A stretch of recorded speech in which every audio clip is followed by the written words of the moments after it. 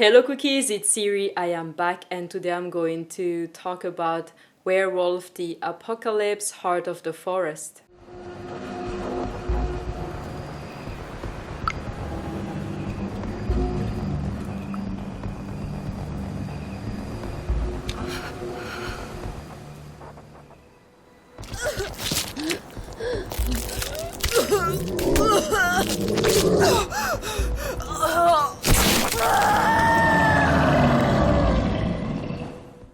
Good news, there is a demo available on the eShop, so if you're not sure about buying the game, you can try the demo and maybe you might get as hooked as I got. I finished the game in a couple of hours and I got so addicted to it. The premise is that you are Maya, a young woman that is flying to Poland to discover more about her roots and her family history. There in Poland, you are staying in a small traditional Polish village that is right next to an old forest that seems to have magic in it.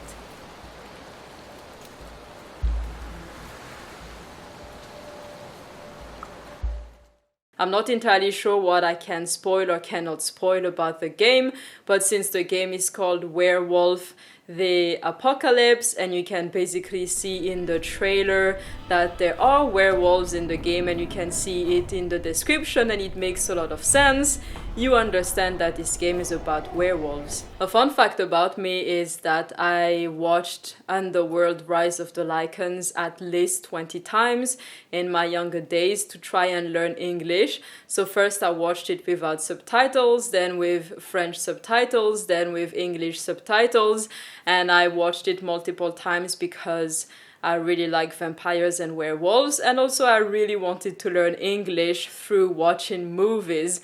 So I'm really into vampires, werewolves, not much into the Twilight Saga. I actually read the books.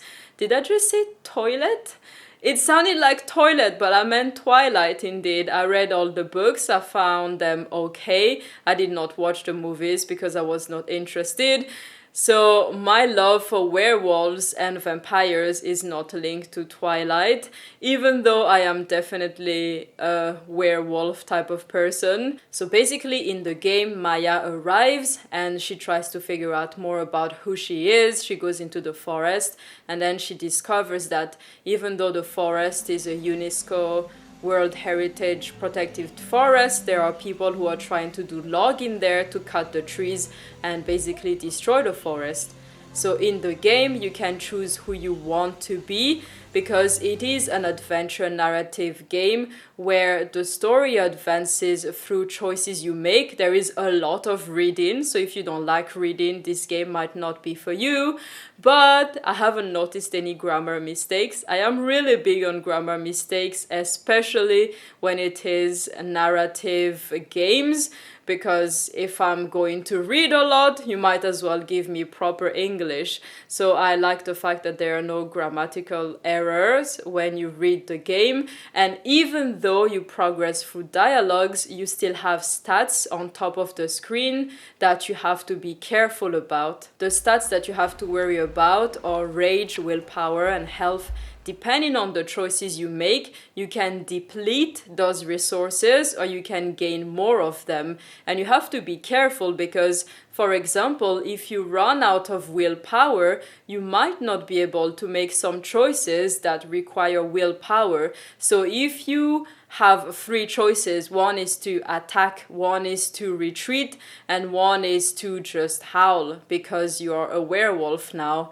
If you don't have any more willpower, the only option available to you might just be to attack. Even though you know while playing the game that attacking might be a bad decision right now because it will deplete your health and you might die because you used up your willpower through previous choices, you have no choice but to just attack.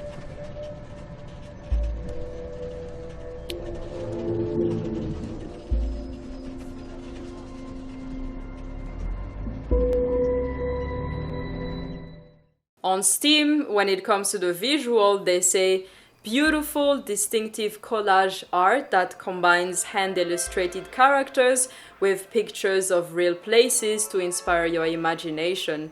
Everyone likes the visuals of the game. It has received a lot of praise. It is colorful, there is a lot of details, it looks very unique, and it looks like they put a lot of thought into them. In terms of performance, the game has worked really well for me. I haven't noticed anything wrong, like a bug or a frame that has frozen, nothing like that. It has been a smooth experience, and the music is quite immersive. There are sound effects, you have the soundtrack, and if you're wearing headphones, you really get into the game.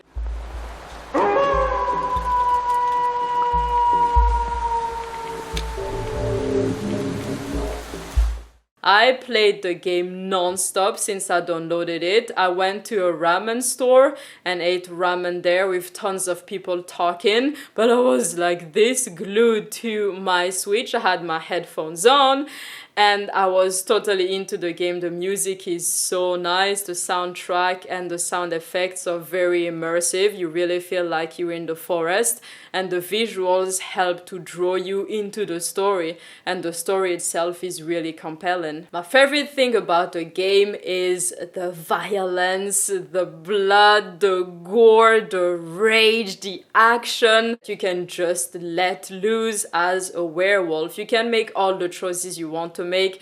You can take the peace path, you can take the war path, you can take the path in between. Can you guess which path I took? I'm giving you 3 seconds. I took the war path, obviously! The freedom of being any type of werewolf you want to be is just amazing. There is not a clear narrative that you have to be the good person who does the right thing and tries to discuss and be diplomatic. You can just choose to be the raging werewolf and kill people and attack people and use your full strength to do what you think is right. You can have that freedom to be whoever you want to be while you're super powerful. The game is really easy to get into. The controls are not difficult at all. You use A, B, X, Y. So you use A to make choices, B to go back, you have X to see your characteristics and stats, and then you have Y for a light tutorial. So if you ever lost, you can always look at the tutorial that is constantly available, so you know what to do and you understand better. So it's not the type of game where they expect you to know everything as soon as you start. They kind of guide you slowly, and if you ever feel lost anytime in the game, you can just click on X or click on Y and then you find your way again. In conclusion, I totally liked the game. I wish that it were a little bit longer because I finished it very quickly. Sometimes I wish there were more choices available to pick, but that was never a huge problem that I would be frustrated about. And that's it for today's review. I hope you cookies enjoyed it. If you did, please leave me a thumbs up and subscribe if you don't want to miss the upcoming videos. Let me know if you know of any other werewolf game on the Switch that is not cutesy or that is not a romantic werewolf vampire story.